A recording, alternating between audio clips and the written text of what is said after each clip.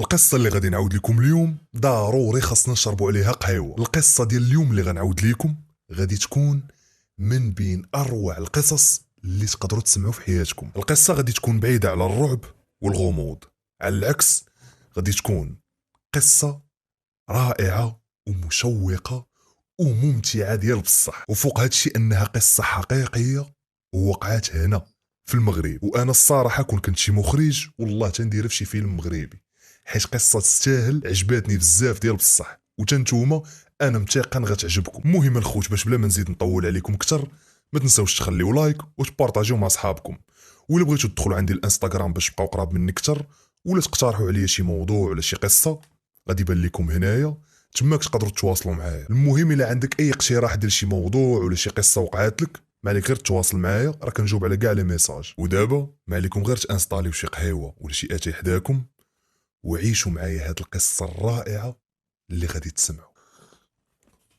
يلا نبداو.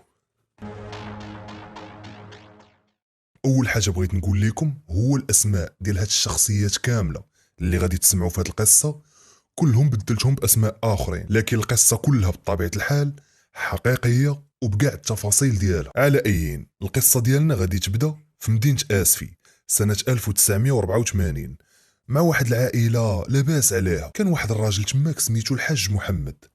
هاد الحاج محمد كان واحد الراجل لاباس عليه، يعني كان واحد تاجر معروف وكيبيع داكشي ديال التواب والمسائل، ومزوج بواحد المرا سميتها نعيمة. عندهم جوج ديال الولاد وثلاثة د البنات. بالنسبة للولاد بجوج، الكبير فيهم هو خالد، وهاد خالد هو اللي داير عليه هاد القصة كاملة. أما بالنسبة لخوه الصغير عايش في أمريكا، كان كيقرا تماك، يعني كمل الدراسة ديالو في أمريكا وبقى ساكن تماك. أما بالنسبة لخواتاتهم بثلاثة اللي كبر منهم، كل وحدة تزوجات وكل وحدة عايشة في دارها مع راجلها، يعني خالد بوحدو اللي بقى في دار والديه. المهم خالد من صغره هو كيكون مع بواه الحاج محمد، يعني ديما معاه فيما مشى، هو اليد اليمنى ديالو، كيعاونو في اي حاجه. حيت كيف ما قلنا الحاج محمد كان واحد الراجل تماك معروف ولاباس عليه، وكيدير التجاره، كيبيع التواب والملابس الجاهزه، كيجيب السلعه من برا وكيعاود يبيعها، يعني عنده بزاف د المحلات. وكان واحد التاجر اللي كبير ومعروف، وبما ان خالد هو ولده الكبير كان واقف معاه في كل شيء، يعني هو دراعو اليمنى وكان كيعاونو في كاع التجاره ديالو. المهم دازو ليام وليام، السي محمد غادي توفى الله يرحمه، وغادي يبقى خالد هو المسؤول على التجاره ديال بوه اللي خلى ليه. خالد تبارك الله كان واحد الشاب اللي ذكي وطيب، واحد يعني كان راجل ونص، يعني كان شاب يعول عليه، وبالاجتهاد ديالو والخدمه ديالو عاد ما زاد طور هذيك التجاره اللي خلى ليه بواه. زائد الاخلاق ديالو كانت طيبه وكل شيء كيبغيه وكل شيء كيحتارمه، يعني كان واحد السيد الله يعمرها دار. المهم دازو سنين وسنين، خالد غادي تمرض ليه الام ديالو، غادي تمرض بالمرض الخبيث، الله ينجيني ونجيكم من هذا المرض. وبما انه هو بوحدو اللي بقى عايش معاها في الدار، حيت كيف ما قلنا خواتاتو عايشين مع رجالاتهم في ديورهم، وخوه الصغير راه في امريكا، يعني كان بوحدو مع عمو. بما انه بوحدو اللي بقى مع عمو، هو اللي كان مقابلها، هو اللي كان حاضيها، يعني مخلي ما داير عليها، يعني ملي مرضات هو اللي كان واقف حداها وهو اللي في جنبها. لكن للاسف المرض ديالها كان خايب وكينتشر نهار على نهار في الجسم ديالها، ما خلى فين داها، من مستشفى لمستشفى، الراديوات، سكانيرات، تحاليل، روينه. خلى كاع هذيك الخدمه ديالو، خلى الناس مقابلينها، نسى كل شيء، خلى ديك التجاره، خلى الخدمه، خلى كل شيء، خلى الناس مقابلينها، وهو بقى مقابل غير مو فقط. مقابل مو لعل وعسى تشافى من هذا المرض الخبيث، لكن مع الاسف الام ديالو بدا كيتزاد عليها الحال وبدات كتمرض اكثر نهار على نهار. مره كتغيب بالسويع، مره كتفيق، عاوتاني كتدخل مره في غيبوبه، عاوتاني كتفيق، يعني الحاله ديالها بدات كتخيب بزاف. واحد النهار كانت في الفراش ديالها في المستشفى وهي تعيط لخالد، قالت لي ولدي خالد بغيت ندوي معاك، قرب حدايا. جا عندها قال لها اش كاينه الوالده، ياك ما كاين باس، خاصك شي حاجه نجيبها لك.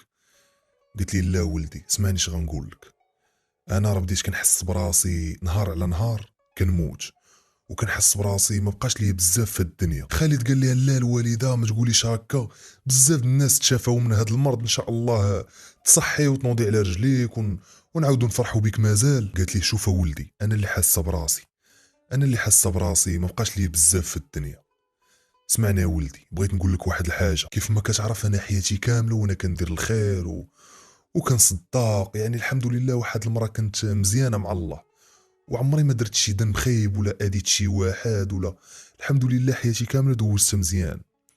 لكن واحد السر هو اللي أنبني حياتي كاملة، هاد السر محني حياتي كاملة، وضروري خاصني نقولو ليك قبل ما نموت ولدي. خاصك تعرف هاد السر باش هكا نقدر نرتاح ونمشي عند الله مرتاحه. قال لها ولدها خالد ياك ما كاين باس الوالده، شنو كاين شنو هاد السر؟ قالت لها ولدي راني كنت سجلت واحد الشريط كنهضر فيه، راه خبيته في الدار حتى تمشي قلب عليه واسمع ليه. وكيف ما كتعرفوا شحال هذا ما كانوا لا تليفونات لا والو، يعني اللي بغى يخلي شي رساله صوتيه لشي واحد كيسجلها في واحد الكاسيطه وكيعطيها ليه، يعني كيسجلها في شريط باش يوصل ليه داكشي اللي باغي، ويقول ليه كاع داكشي اللي باغي يوصل ليه، يعني كيوصلوا ليه بكاع الاحاسيس ديالو وكيعبر على راحته، يعني ماشي بحال الرساله المكتوبه كتقدر ما توصلش بنفس الطريقه اللي بغيتي. المهم الام ديال خالد خلات هذاك الشريط في الدار، قالت لي حتى تمشي وتسمع ليه.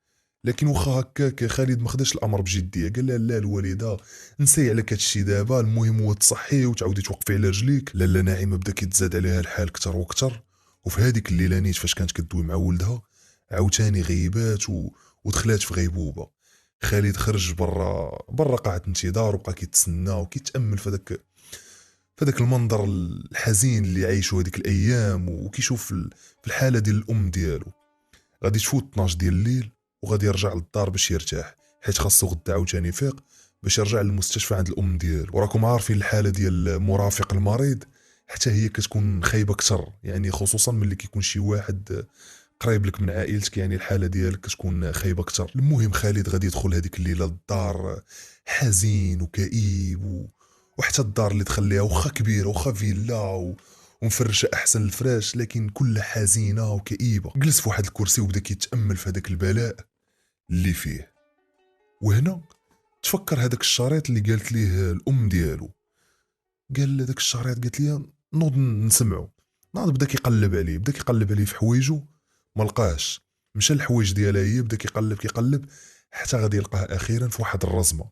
غادي يحل هذيك الرزمه وغادي يجبد هذاك الشريط وغادي يخدمه، غادي يريح في كرسي وغادي يطلق هذاك التسجيل الصوتي. عطوني ودنيكم مزيان وسمعوا اش قالت ليه الام ديالو في هذا التسجيل الصوتي. قالت ليه ولدي هذا الشريط سجلته باش نعترف لك فيه بواحد السر اللي كنت خبيته عليك من شحال هذا، من نهار تزاديتي.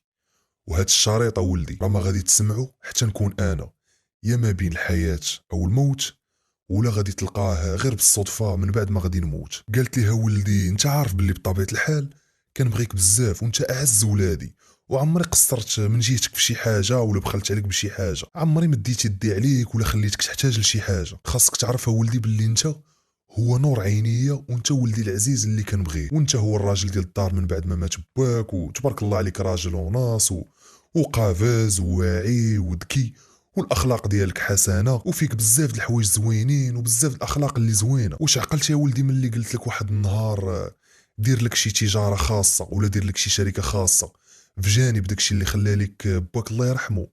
واش عقلتي ملي اكدت عليك باش دير شي حاجه ديالك في سميتك انت ما داخل معك فيها حتى شي واحد؟ يعني كاع داكشي اللي خلى لك باك الله يرحمه انت وخوتك بقى خدام فيه وبقى مجيريه نتايا، لكن في نفس الوقت دير لك شي حاجه ديالك انت بوحدك في الملك ديالك الخاص. خالد ملي كانت قالت ليه الام ديالو هاد الهضره شحال هادي كان ما عرفش السبب علاش قالت ليه هادشي وقال سوله قال لها علاش، وداكشي ما بغاتش تقول ليه، لكن واخا هكاك دار بهضرتها واسس ليه التجاره ديالو الخاصه وخدم فيها حتى هي في نفس الوقت. وبطبيعه الحال داكشي اللي كان خلى ليه بوه الله يرحمه كان ديما كيقسم مع خوتو الارباح وكيعطيهم حقهم، يعني كان مسير داكشي اللي مشارك فيه هو وخوتو، وكان مسير داكشي ديالو هو بوحدو. المهم نرجعوا للشريط ديالنا. كيف ما قلنا خالد كان جالس وكيسمع على داك الشريط، وهنا الام ديالو غادي تقول ليه اسمع ولدي، خاصك تعرف باللي انا تعمدت ما نردعكش، ردعت خوتك كاملين الا انت، تعمدت باش ما نردعكش. او خالد تصدم ما فهمش علاش ما ردعتنيش؟ قالت لها ولدي واخا ما ردعتكش ربيتك احسن تربيه وما خليت ما درت عليك. قالت لها ولدي بغيت نقول لك واحد السر، لكن قبل ما تسمع هذا السر بغيتك ما تبدلش، بغيتك تبقى انت هو انت، حتى حاجه ما بغيتها تبدل فيك. لكن الاهم ولدي بغيتك تسمح لي، بغيتك تسمح لي يا ولدي وتغفر لي على هاد هادشي اللي ما قلتش لك حياتك كامله. خالد كيسمع في الشريط وزاد توتر كتر وما بقى فاهم والو، ولا ولا غير كيتسنى في هاد السر اللي غادي تقول ليه امو. قالت ليها ولدي يا خالد، انت ماشي ولدي، ماشي انا اللي ولدتك، ماشي انا، هي الام ديالك الحقيقيه، وانا غادي نعاود لك القصه كيفاش حتى وقع هادشي كامل. قالت ليها ولدي ملي ولدت خواتاتك بثلاثه اللي كبر منك، كان باك الله يرحمه محمد كان ديما باغي الولد، وكان ديما كيقول لي ولدي لي الولد باش يورث لي كنيتي زعما ويعاونني في التجاره، يعني ديما كان باغي الولد.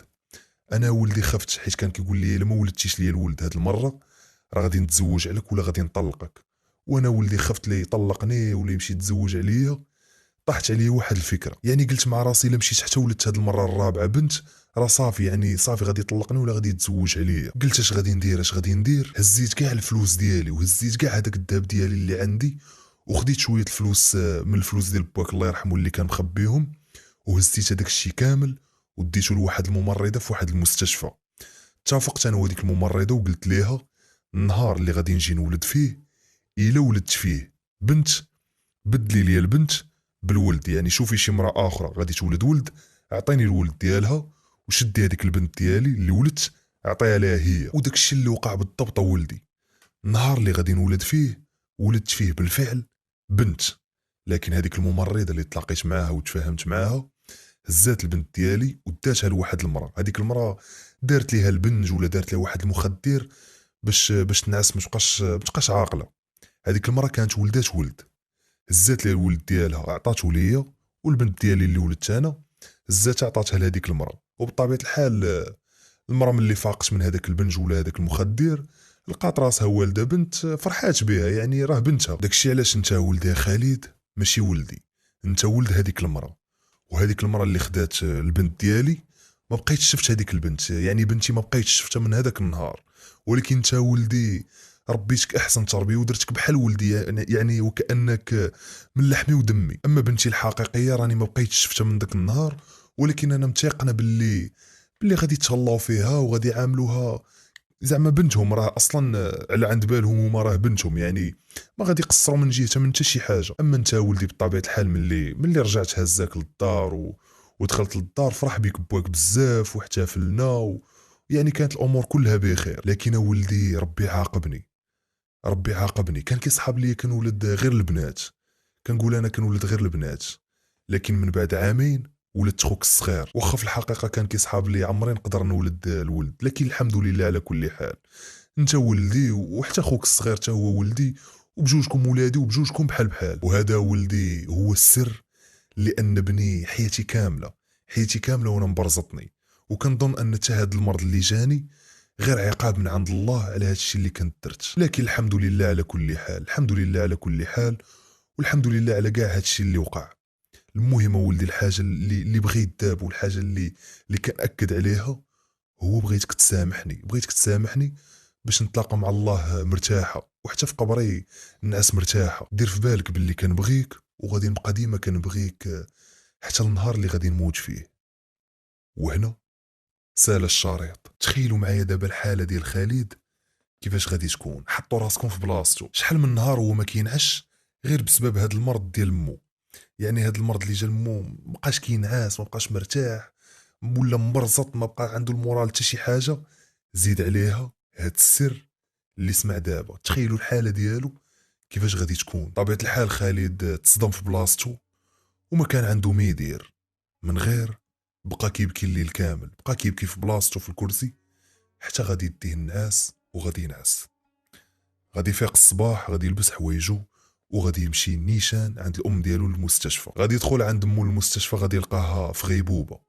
غادي يدخل عندها، غادي يبدا يبوس ليها في راسها وغادي يبدا يبوس ليها في يديها وكيبكي وكيقول لها انا مسامحك الوالده، انا مسامحك، انت اصلا هي الام ديالي الحقيقيه، انت اللي ربيتيني وانت اللي كبرتيني، انا مسامحك. عمري ما حسيت بالنقص من شي حاجه، ولا عمري ما حسيت بالنقص من الحنان ديالك. ربي مكتب لي انك انت اللي غادي تربيني احسن تربيه وحتى خوتي وبا كلكم كنتو ظريفين وكلكم كنتو عائلتي الحقيقيه. انا مسامحك الوالده، وكيبوس ليها في راسها وفي يديها.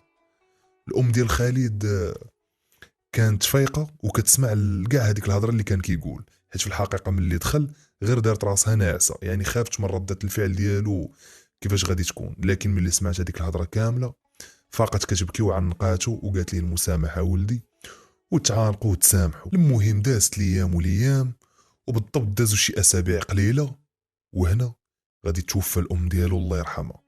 غادي توفى من بعد صراع كبير مع هذاك المرض الخبيث. هنا خالد مازال مخبي على خوتو هاد السر، مازال ما قال لهم حتى شي حاجه. واصلا ملي ماتت الام ديالو وتجمعوا كاملين كلهم قالوا ليه خالد يعني بلا ما نقسموا هذاك الورث، بلا ما نفرقوا حتى شي حاجه، خليك انت مقابل كل شيء، انت اصلا نعم الاخ، انت ملاك، انت مأمنين فيك. وحتى من خواتاتو قالوا لي حنا راه كنثيقوا فيك اخويا، يعني خلي كل شيء عندك.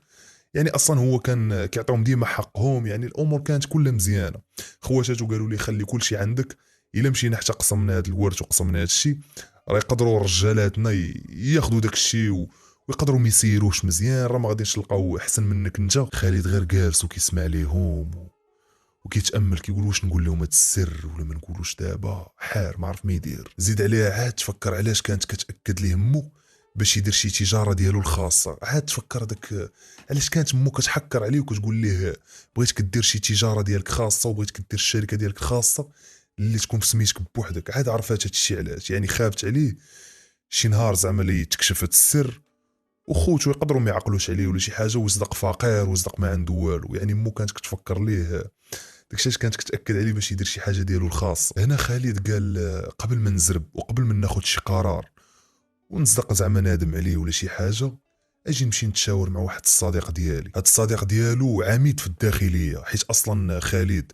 والاب ديالو الله يرحمه محمد كانوا عندهم علاقات مع شخصيات كبيره ومعروفه، يعني عائله محترمه. على اي خالد مشى عند الصديق ديالو العميد وقال لي ودي راه عندي واحد المشكل كبير وبغيتك تعاوني، انت الوحيد اللي كنثيق فيك، وهذا الموضوع بغيتو يكون في غايه السريه، ما بغيت حتى شي حد يسيق لي الخبار. انت راك صاحبي، يعني ماشي غير مجرد رجل امن، انت اللي كنثيق فيك. صاحبو قال ليه مرحبا، عاود لي قول لي شنو كاين. خالد عاود ليه القصه كامله، قال لي ها اش وقع وها اش وقع، انا راه صدقت ماشي ولدهم، واش قالت لي الوالده واش قالت لي وهذيك البنت اللي بدلوني معاها اللي بنتها الحقيقيه راه عايشه دابا مع عائله اخرى وانا دابا حاليا بغيت نتعرف على عائلتي الحقيقيين وبغيت نعرفهم واش مازال اصلا حيين ولا ميتين وفين عايشين. يعني عندي بزاف تساؤلات بغيت نعرفهم، لكن الاهم في هادشي كامل هو ان هادشي بغيتو يكون في غايه السريه وما بغيت حتى شي حد يسيق لي الخبار. قال لي الصديق ديالو العميد شوف، انت واحد التاجر اللي معروف والاب ديالك الله يرحمه تا هو كان معروف، وهاد القصه الا مشى حتى عرفها شي واحد راه غادي تشهر وغادي تقدر تشوفها حتى في الجرائد. يعني هاد السر ما خاصو يعرفو حتى شي واحد، والحل الافضل لهاد الشي كامل هو انك غادي تكلف محقق خاص. قال لي خالد كيفاش محقق خاص، واش تقدر تشرح لي؟ جاوبو قال ليه محقق خاص يعني عنده واحد الخبره جنائيه وامنيه لكن بشكل غير رسمي. قال لي خالد مرحبا، لكن فين غادي نلقى هاد النوع من المحققين؟ فين غادي نلقى هاد المحقق خاص؟ اول حاجه خاصكم تعرفوا هو ان هاد النوع ديال المحققين كيكونوا كيخدموا في قضايا في قمه السريه وكيخدموا بشكل غير رسمي، بحال الافلام ديال جيمس بوند. اللي مفرج في الافلام ديال جيمس بوند غادي يعرفني على جداوي. المهم خالد سول صاحبه قال لي فين نقدر نلقى هاد النوع ديال المحققين. جاوبو صاحبه قال ليه بلا ما تضرب حسبه لهاد الشيء، كاينه واحد المحققه سميتها ايمان، كانت ساكنه في امريكا وعندها الجنسيه تماك، لكن من بعد ما سالات فتره الدوام ديالها تماك رجعت للمغرب، ودابا حاليا كتخدم هي على بحال هاد القضايا، يعني القضايا اللي في غايه السريه كتخدم عليهم. يعني هي اصلا كتخدم مع هادوك الناس اللي ما كيبغيوش يسجلوا هادوك القضايا ديالهم بشكل رسمي كيف ما كان النوع ديال القضيه، بشرط انك توفر لها جميع المتطلبات ديالها ويكون مقابل مادي، زائد توكلها بشكل رسمي، وهكا غادي تكون القضيه في غايه السريه. خالد غادي يوافق على العرض وغادي يقول ليه مرحبا، دير لي وقيته مع المحققه ايمان وندوي انا وياها. وداك الشيء اللي كان بالضبط، خالد غادي يتلاقى مع المحققه ايمان وغادي يجلسوا اطابل وغادي يعاود ليها القصه كامله، غادي يعطيها نسخه من داك الشريط وغادي يعاود ليها القصه كامله. واول حاجه داروا هو بغاو يتاكدوا باللي واش بصح خالد ماشي ولد نعيمه، يعني الام اللي رباته، هذه اول حاجه بغاو يتاكدوا منها. قالت ليه جيب لي شي عينه ولا شي حاجه، شي عينه من الدم ولا شي حاجه اللي غادي تبين لينا هذا الشيء. خالد قال لها انا اصلا موجد هذا الشيء، يعني خلى واحد الخصله من الشعر ديال الام ديالو الله يرحمها على قبل هاد الغرض هذا. وبالفعل داك الشيء اللي دار، غادي يجيب المحققه ايمان واحد الخصله من الشعر ديال الام ديالو الله يرحمها، وغادي يجيب واحد العينه من الدم ديالو وغادي يعطيهم ليها. المحققه ايمان من بعد ما دارت التحاليل ودارت داكشي كامل غادي تخرج النتيجه. وبالفعل النتيجه خرجت غير مطابقه تماما، يعني خالد بصح ماشي هو ولد نعيمه الله يرحمها. مزيان. الخطوه الثانيه قال لها خالد دابا بغيتك تلقاي ليا العائله ديالي الحقيقيه لكن بغايه السريه. المحققه ايمان قالت لي بشرط واحد، انك ما غاديش تبرزطني وغادي تعطيني الوقت الكافي، زائد غادي توفر لي جميع المتطلبات ديالي، ومن اللي غادي نفك هاد السر راه غادي نقولها لك. خالد وافق على العرض، واول حاجه دارت هاد المحققه ايمان هي مشات للمستشفى اللي تزاد فيها خالد. وديروا في بالكم باللي هاد المحققه راها خدامه بشكل غير رسمي، يعني القضيه شويه صعيبه، القضيه كتبغي شويه تخلويض، يعني رشاوي من هنا، ملفات من هنا، شوف هذه من هنا، يعني قضيه شويه صعيبه، يعني ماشي بحال ملي كتكون بشكل قانوني، داكشي ديال جيمس بوند. المهم المحققه ملي دخلت للمستشفى ورجعت لهذاك الارشيف النهار اللي تزاد فيه خالد وبالضبط سنه 1984، لقات باللي تزادت معاه واحد البنت في نفس الوقيته، يعني في نفس الوقيته تزادوا بجوج. ها راس الخيط بدا كيتشد، يعني القضيه بدات كتوضح. شكون هي هاد البنت؟ بدات كتقلب لقات باللي سميتها مريم. منين؟ من اهل تطوان. وخاصكم تعرفوا باللي هذيك الوقيته في 1984 ما كانوش كيكتبوا بزاف د المعلومات، يعني غير السميه ديال الدري اللي تزاد ولا البواه ولا مو، يعني ما كاينش معلومات كثيره. لكن لحسن الحظ المحققه ايمان لقات بعض المعلومات اللي كتعلق بعائله مريم. لقات باللي بوها سميتو نور الدين الراضي، وامها سميتها عائشه المرضي، وهما من اهل تطوان. لكن كيف ما قلت لكم من حسن الحظ المحققه لقات واحد الورقه اللي سهلت عليها الطريق كامل. هاد الورقه هي فاتوره من التعاضديه العامه للخدمه المدنيه، وهاد المؤسسه او هاد الهيئه كاتبه في هذيك الورقه انها كتدفع رسوم الولاده ديال عائشه المرضي زوجة المعلم نور الدين الراضي. يعني هاد السيد كان معلم فين؟ في تطوان. ها القضيه بدات كتسهل كتر. ايمان غادي تهز طوموبيلتها وغادي تنطلق نيشان لمدينه تطوان، غادي تمشي للمدرسه اللي كان كيقري فيها المعلم نور الدين. غادي تمشي لهذيك المدرسه وغادي تسول عليه، لكن غادي يقولوا ليها هذا المعلم كان كيقري هنا شحال هادي في بدايه المسيره ديالو، لكن من بعد غادي ينتقل وغادي يمشي يقري في مدينه اسفي، وبالضبط في المدرسه الفلانيه. ايمان غادي تهز طوموبيلتها عاوتاني وغادي تنطلق نيشان لمدينه اسفي، غادي تدخل لهذيك المدرسه اللي قالوا ليها وغادي تسول على هذا المعلم. ملي دخلت سولت عليه قالوا ليها هذا المعلم راه شد تقاعد، لكن غادي نعطيوك لادريس ديالو ولا العنوان ديالو فين كيسكن، تقدري تمشي لعندو لتماك. ها القضيه بدات كتوضح اكثر. ايمان كملات التحقيق ديالها ودارت واحد التقرير وعطاتو لخالد وعاودات ليه كاع داكشي اللي وقع، عاودات ليه كلشي. قالت ليه راني لقيت العائله ديالك وراه ساكنين في الدار الفلانيه، رباك سميتو نور الدين الراضي وامك سميتها عائشه المرضي والبنت اللي بدلوك معاها سميتها مريم. كنظن دابا كلشي عندك، شنو الخطوه اللي بغيتي نديرو من بعد؟ خالد قال المحققه ايمان ما كرهتش نشوف الاب ديالي، بغيت نشوف الاب ديالي. قالت لي واخا مرحبا. ركبوا في الطوموبيل وانطلقوا. مشات قدام الدار، وقفوا في الطوموبيل كيتسناو شكون غادي يخرج، وما غادي يخرج غير الاب ديالو. غادي يخرج المعلم نور الدين، واحد الراجل عنده الهيبه ديالو، الشعر ديالو ابيض، بدا كيكبر شويه في السن، كان غادي يصلي شي صلاه وقيله المغرب ولا العشاء. المهم خالد غادي يتبعوا للمسجد وغادي يصلي حداه. وملي غادي يساليو الصلاه كيف ما كنعرفوا ملي كيساليو الصلاه كتقول السيد الله يتقبل الله يتقبل، كتسلم عليه. ملي غادي يساليو الصلاه خالد غادي يسلم على بواه وغادي يعنقو وغادي يبدا يبوس فيه. المعلم نور الدين ما فهم والو، جا هذاك السلام شويه مبالغ فيه، قال يقدر يكون شي تلميذ يقرا عندي ولا. لكن خالد كيسلم عليه وكيعنق فيه وكيبوس فيه. المعلم بدا كيدخلو الشك، هو شنو هادشي؟ خالد ملي حس بيه بدا كيعيق، هو ينوض السلام السلام ويمشي بحاله. رجع عند المحققة إيمان الطوموبيل وجلس. دخل قالت ليه مالك كنشوف وجهك مزير ليك ما كاين باس. وهنا خالد غادي يتفرقع بالبكا، بقى كيبكي. قالت ليه واش دويتي معاه سلمتي عليه شنو؟ قال لها ودي راني عنقتو بس. قالت لي ها؟ قال لها لا لا سلمت عليه عادي ورا ما عاق ما والو. قالت لي مزيان. خالد قال ايمان شنو بان لك دابا؟ واش نمشي عندهم ونصارحهم ونقول لهم الحقيقه؟ قالت لي ايمان لا ما جاتش. واش من بعد هاد المده وهاد السنين عاد بغيتي تمشي عندهم وتقول لهم هادشي كامل؟ قالت لي لا. قالت لي اول حاجه خاصنا نديرو هو خاصنا نتاكدوا بعدا واش مريم هي بنت الام ديالك نعيمه ولا لا. اول حاجه خاصنا نديرو هي نتاكدوا. قال لها كيفاش غادي ديري؟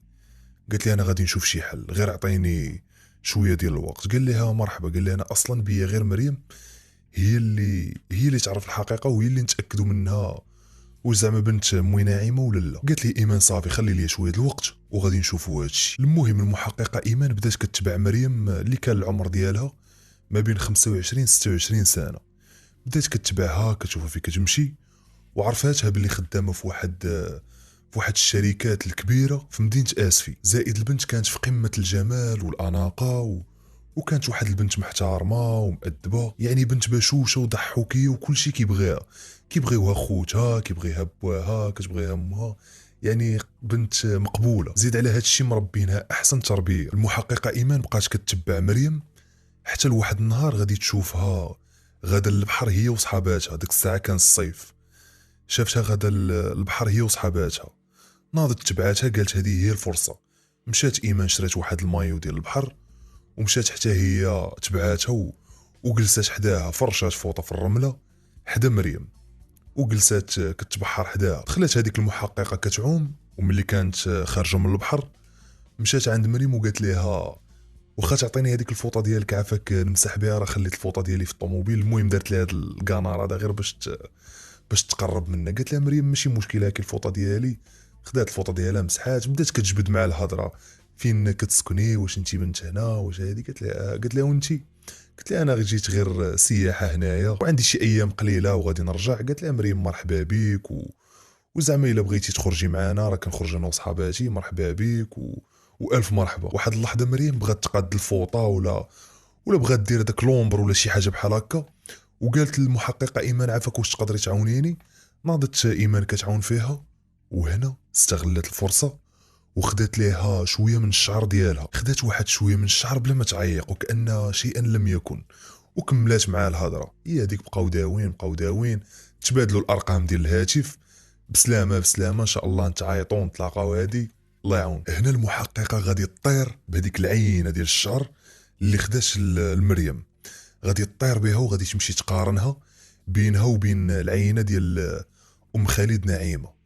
وبالفعل غادي تخرج النتيجه مطابقه تماما، يعني مريم بالفعل هي بنت نعيمه. المحققه ديالنا رجعت عند خالد وقالت لي شنو كاين. قالت لي هاش كاين وهاش كاين ورا النتيجه خرجت مطابقه. خالد قال لها دابا شنو غادي نديرو؟ شنو المعمول؟ قالت ليه المحققه ما تخافش، هادشي درت ليه حسبه، راني تعرفت عليها وتبادلنا الارقام ودوينا وجمعنا، ورا اليوم بالليل غادي نخرج معاها هي وصحاباتها، عارضين عليا العشاء ورا غادي نمشي نخرج معاها، وانت غادي تمشي معايا في الطوموبيل، والوقيته اللي غادي نساليو العشاء ونساليو هذيك الجليسه معاهم، ملي غادي نكون خارجه انا وياها راه غادي نقول ليها بغيت نقول لك شي هضره. غتقول لي هي شنو كاين؟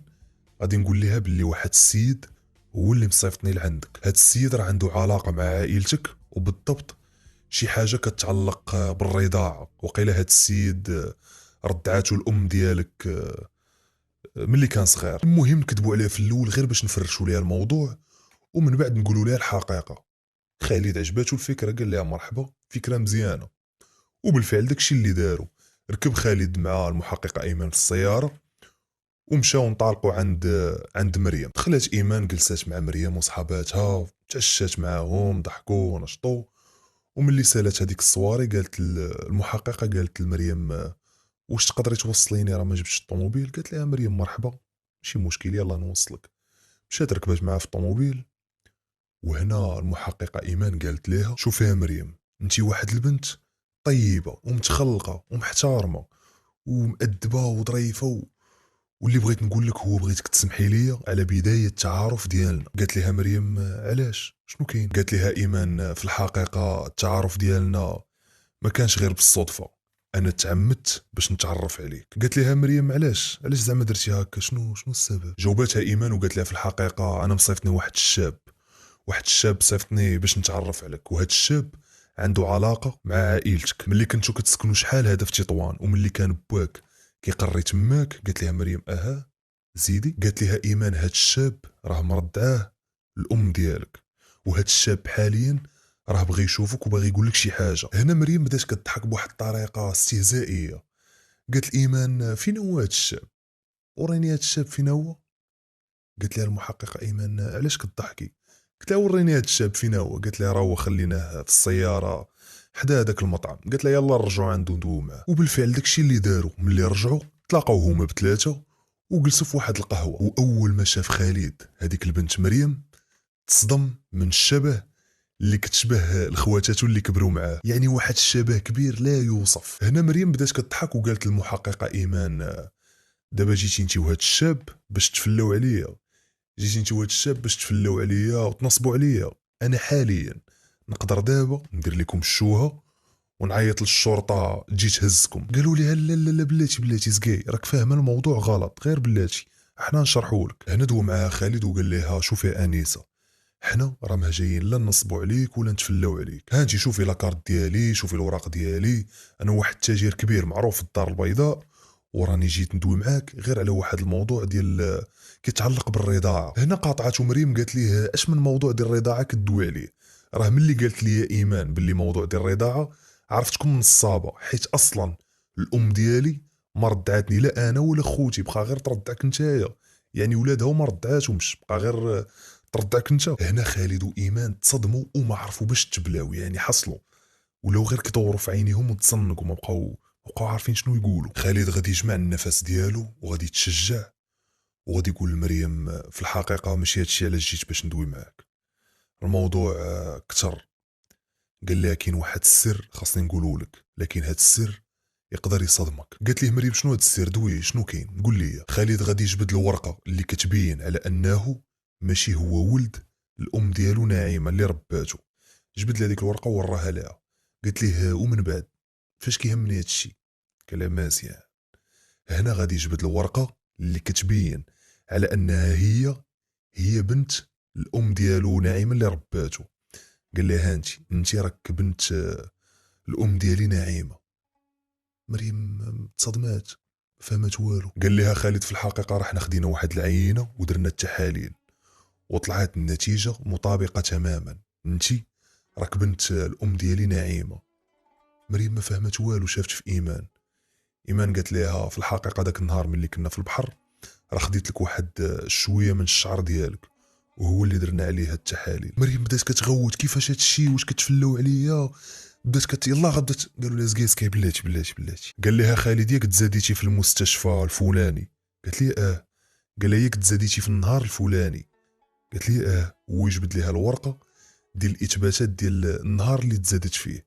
قال لها هانتي شوفي هاد الورقه، هانتي تزاديتي هنا وانا راه تزاديت معاك في نفس الوقيته. هنا خالد قال لها راه انا وياك تبادلنا، يعني انتي هزوك وعطاوك الام ديالي وانا هزوني وعطاوني الام ديالك. هنا ايمان تعصبات وبدات كتغوت، قالت لهم لا والو نتوما نصابه، انا غادي نعيط للبوليس وغادي نفضحكم وهادي باغي تنصبوا عليا. قال لها خالد بلاتي على حسب التقرير ديال ايمان المحققه نتوما غير من عائله بسيطه جدا، وحتى الاب ديالك اللي هو الاب ديالي يعني الحاله ديالو بسيطه جدا، وحتى داك المنزل اللي ساكنين فيه غير كارينو. انا راه واحد التاجر كبير ومعروف في الدار البيضاء وعندي زعما بزاف د الحوايج، علاش زعما غادي نطمع فيكم نتوما؟ شنو علاش غادي نصب عليك انت؟ علاش زعما؟ وعلاش اصلا غادي نجي نقول لك هاد الهضره؟ شنو غادي نربح هنا؟ مريم بدات كتستوعب الامر وبدات كتكالما، ويلاه بدات كتحاول تيق هاد الشيء وتأقلم معاه. يعني عرفاتهم باللي ما باغينش ينصبوا عليها. هنا مريم غادي تهدن وغادي تقول لهم شنو غادي نديروا دابا. خالد قال لها شوفي يا مريم، انتي خاصك تعرفي على خوتي اللي هما خوتك، وانا خاصني نتعرف على خوتك اللي هما خوتي، ونتعرف على امك وباك اللي هما الوالدين ديالي الحقيقيين.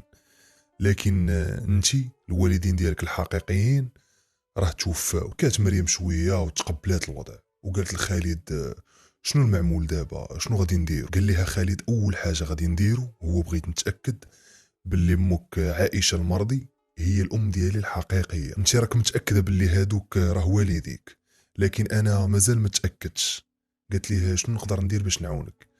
قال لها غادي تجيبي شي عينه وتعطيها المحققه ايمان، وديك الساعه نشوفوا النتيجه، ومن وراء النتيجه عاد نشوفوا ديك الساعه شنو غادي نديروا. قالت ليه مرحبا ما كاينش مشكل. هي هذيك مشات للمنزل وجابت واحد الخصله من الشعر ديال ماماها وعطاتها للمحققه ايمان، وبالفعل من بعد ايام قليله غادي تخرج النتيجه مطابقه تماما. هنا خالد قال لايمان ومريم اعطوني شويه ديال الوقت، اعطوني شويه ديال الوقت غير نفكر باش ما نزربوش. وحتى من المحققه ايمان ولات متحمسه، ولات باغا تعرف النهايه ديال هاد القصه كيفاش غادي تسالي. ولاو كيتعرضوا عليها قضايا اخرين باش تخدمهم، كتقول لهم والو، انا عندي واحد القضيه ولا عندي واحد القصه رائعه بغيت نشوفها كيفاش غادي تسالي، ما مساليه حتى شي قضيه اخرى. وحتى نتوما انا متيقن باللي ضركم راسكم بغيتوا تعرفوا النهايه كيفاش دايره. المهم نكملوا. كيف ما قلت لكم خالد قال لهم اعطوني شويه ديال الوقت نفكر. رجع عند الصديق ديالو العميد، رجع عنده دوا معاه وعاود ليه القصه كامله من الاول حتى الاخر. قال ليه اش كاين واش كاين وها ايمان اش دارات واش دارات، وكيعاود ليه والعميد الصديق ديالو كيبتسم. قال لي خالد ها انت دابا عرفتي القصه كامله، اش بان لك؟ اودي انا راه دخت ما عرفت من ندير، اش بان لك؟ فيدني. واش نمشي عند خوتي نصارحهم هما الاولين، ولا نمشي عند والدي الحقيقيين نقولها ليهم؟ اودي انا راه دخت، قول لي شنو بالك؟ العميد بقى ساكت وكيبتسم. هو يقول خالد بغيتي نقول لك الراي ديالي؟ قال لي خالد ايه مرحبا قول انا كنسمع. قال لي المحقق عقلتي ملي قلتي لي الام ديالك اللي رباتك، زعما الام ديالك نعيمه، عقلتي ملي قلتي لي ما ردعاتكش؟ قال لي خالد عاقل، ولكن ما عرفتش علاش ما ردعاتنيش. جاوبوا العميد قال ليه سهله، بكل بساطه كانت دايره بحساب الى شي نهار تفرش هاد الشيء وزعما تفضح هاد السر، بغات تزوجك بوحده من بناتها باش هكا على الاقل انت ما تضيعش وما ترجعش زعما فقير. قال لي اما المعلومه الثانيه المهمه اللي ذكرتي ليا، هو قلتي لي دابا باللي مريم حتى هي ما ردعاتهاش الام ديالها اللي رباتها، زعما الام ديالك الحقيقيه حتى هي ما ردعاتهاش. اذا كل شيء باين. قال لي خالد شنو كتقصد؟ شنو بغيتي تقول؟ الصديق ديالو العميد قال ليه خالد بغيت نسولك كيفاش جاتك مريم ملي تلاقيتي معاها؟ واش عجباتك؟ قال لي خالد اش كتقول؟ هذيك راه اختي نعل الشيطان. العميد ضحك قال لي انت كيفاش اختك؟ قال لي هذيك راه ما اختك لا بالولاده ولا بالرضاعه، امها الحقيقيه اللي ولداتها واللي رباتك انت راها ما ردعاتكش، وانت امك الحقيقيه اللي ولداتك اللي رباتها هي حتى هي ما ردعاتهاش. اذا نتوما مخوت لا بالولاده ولا بالرضاعه. اذا نقول لي كي جاتك البنت واش عجباتك؟ خالد عاد ضحك وقال ليه البنت راه قرطاسه، البنت زوينه وفي قمه الجمال وراه عجباتني. صاحبو ضحك وقال ليه واش كتسنى مازال؟ تزوجها، العمر ديالك قد العمر ديالها، وبجوجكم تزاديتو في مستشفى واحد، وبجوجكم عندكم قصه وحده، وبجوجكم عندكم عائله وحده. اذا تزوجها وخذ هذاك الورث اللي خلى لكم باك وقسمه، وخذ انت حظ الانثى، يعني تنازل عليه وخذ غير الحظ ديال الانثى وعطيه ليها هي، وخوتك راهم غادي ياخذوا حقهم وعيشوا مع بعضياتكم، وحتى شي يولف شي وتولفوا بعضياتكم وتولوا عائله وحده. عندك الساعه قولوا لهم الحقيقه كامله. وداك الشيء اللي دار بالضبط، رجع عند مريم وقال لها شوف يا مريم، حنا ما خوت لا بالولاده ولا بالرضاعه. واش تقبلي تزوجي بيا؟ مريم حتى هي ضحكات وقالت ليه في الحقيقه داك النهار ملي قلتي لي هاد المعلومه فرحت، وحتى انا قابله، حتى انا باغا نتزوج بك. يعني حتى هي طالبه عليها وحتى ايمان المحققه حتى هي طايره من الفرحه وعاجبها المنظر كامل. المهم خالد مشى عندهم للدار، مشى يخطبها، دخل عندهم ودخل عند باها اللي هو الاب ديالو المعلم نور الدين.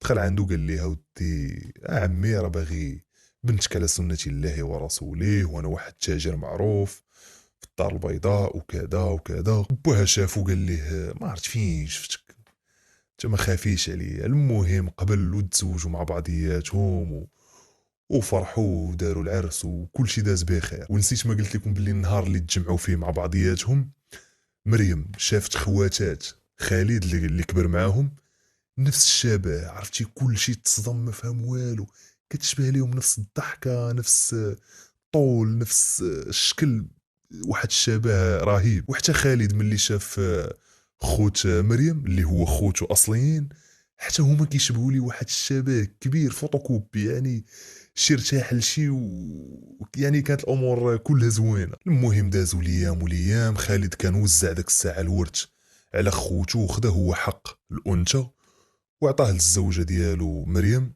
حيت هو اصلا عنده المحلات ديالو وعنده التجاره ديالو، يعني ما خصو حتى شي خير. المهم دازوا ليام حتى غادي يولدوا المولود ديالهم الاول، وحتى لواحد النهار غادي يكون كل شيء مجموع، وتماك غادي يقولوا ليهم الحقيقه وغادي يعاودوا لهم هاد السر كامل. في الاول كل شيء تصدم وما فهم والو، وجاتهم الصدمه، شنو شي حاجه غريبه، كل شيء تصدم. لكن في الاخير ما عندهم ما يدير وكل شيء تقبل هاد الحقيقه. هاد خالد غادي يقول لبوه الحقيقي شوف عمي، انت عمي وانت الوالد. وقال لمو الحقيقيه شوفي يا عمتي، انت عمتي وانت امي. اما بالنسبه لامي اللي رباتني اللي هي الام ديال مريم، راها كانت واحد المراه طيبه والله يعمرها دار، واحد المراه ما خلاش ما دارت علينا وكبراتنا ورباتنا احسن تربيه. راها كطلب منكم باش تسامحوها، راه كانت هذه هي الوصيه ديالها، كانت هذه هي الوصيه ديالها باش تسامحوها وتخليوها تلاقى الله وهي مرتاحه. وفي الاخر كل شيء سامحها وعاشوا مزيان وعاشوا بخير ولا خير. عاد من بعد غادي تنتشر هاد القصه. الخوت وصلنا للنهايه ديال القصه ديالنا. عارفكم ما سخيتوش بهاد القصه الرائعه، وإلا بقيتي معايا حتى لدابا تحيه خاصه لي. الخوت ما تنساوش تخليو لايك للحلقه